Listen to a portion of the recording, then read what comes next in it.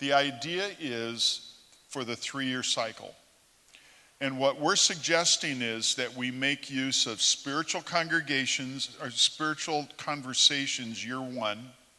Year 2 would then be households of faith, and 3 would be better together in your neighborhoods. Now, how would we do that? We follow, most of our Lutheran churches, a church year calendar, right? Epiphany is the season of mission. If we thought about taking the Epiphany season on an annual basis, and you build for those 6 weeks-ish, depending upon where Ash Wednesday falls, right? That you're going to do a 6-week, a 4-week, whatever it is, emphasis that says for this calendar year, our emphasis is going to be in the area of outreach on spiritual conversations. Pastors preaching on it, laying down the foundation for it, casting the vision for it. You're using Lutheran Hour ministry resources as a congregation. Why would we want to recreate it when we already have it? Then, because now you go back, because we're trying to move people from 12 to 3. Imagine the second year after you've been doing spiritual conversations and your people have been trained and thinking through for an entire year. You're doing this within your kind of your underlying support of your entire calendar. The second year you're coming back and you're doing households of faith. How do you learn to witness to your family? So then the third year you're doing the next thing. But here's the other part of it. It all happens within the loop. And you have life groups, small groups that have grown out of your rooted gatherings. And your groups become the drivers for all of the activities between 12 and 3. Am I making sense?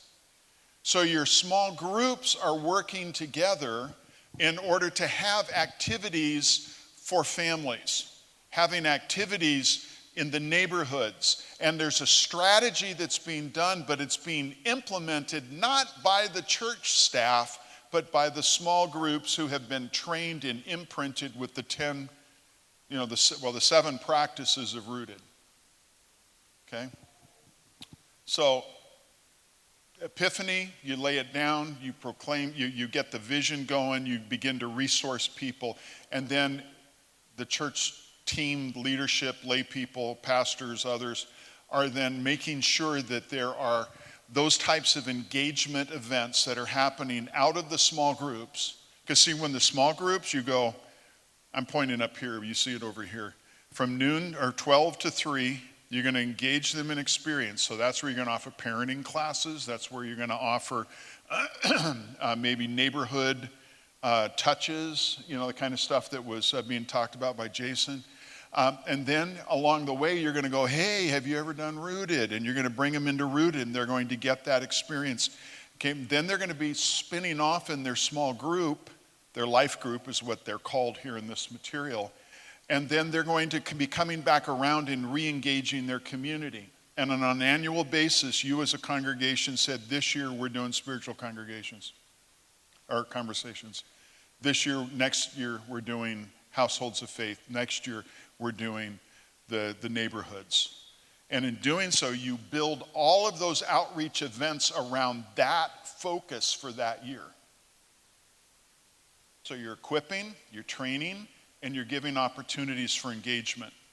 And from that, hopefully you're beginning to harvest and see people brought into the life of the church and into community, which then allows you to spin back up and do it all over again. Okay? We like it because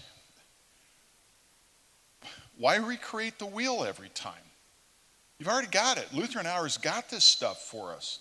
And we think it's outstanding to be able to go, just use their stuff. Now, Tony will tell you, Tony Cook, that the kind of things we're talking about doing will require Lutheran Hour to make some changes and to write some of the material into different ways or to add new materials that would really be helpful. Because if every single family's got to buy a $36 kit, it's probably not going to happen.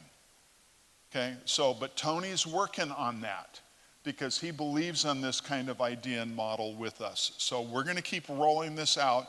Just be aware of it, and we're going to let you know what's there. But in the meantime, you don't have to wait.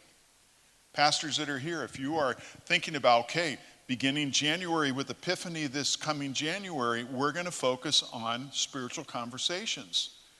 Plan your message series for the month. I mean, there's all kinds of texts.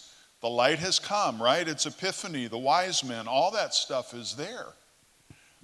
And then begin to use the materials, at least for now, until there's other materials available that would fit that particular concept. Okay? That's how we see the pieces fitting together.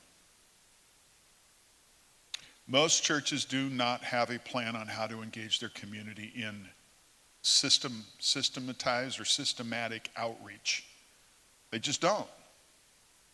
This would be a way to do it. We do a 3-year cycle. Every 4th year, we start over again. Why? Because you've had so many people coming into community. You got to train them now as they've come out of rooted and they're in their small groups. Now it's time to put them back into spiritual conversations. Wouldn't that be a nice problem that you had to keep repeating stuff because you had so many new people coming in all the time? Okay, that's the idea.